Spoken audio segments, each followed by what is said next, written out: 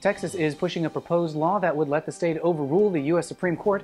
There's just one problem: they can't actually do that. In Alabama, judges have decided that they don't have to follow federal law, except that in reality they do. And in Oklahoma, lawmakers want to switch from marriage licenses to marriage certificates, which would accomplish not very much. For the American Foundation for Equal Rights, I'm Matt Baum, and welcome to Marriage News Watch for March 16, 2015.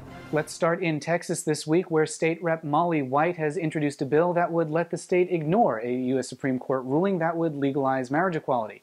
Can she do that?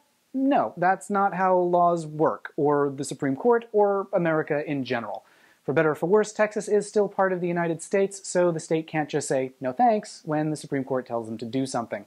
Representative White has only been in office for 2 months, so hopefully she'll get the hang of it soon. Over in Alabama, the state Supreme Court is experiencing similar confusion.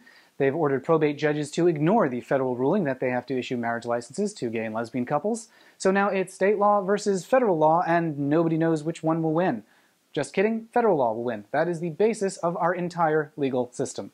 Then there's South Carolina, where a couple politicians want to amend the U.S. Constitution to ban marriage equality.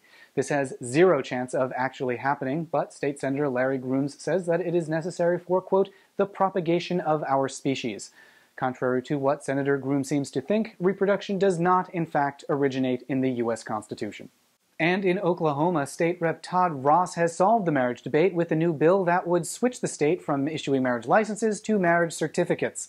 This is different because, well, it's actually pretty much exactly the same, just slightly less paperwork. So, okay. Finally this week, a new survey shows that national support for the freedom to marry has soared to 59%, with just 33% opposed. This means that marriage equality is now slightly more popular than the Pope.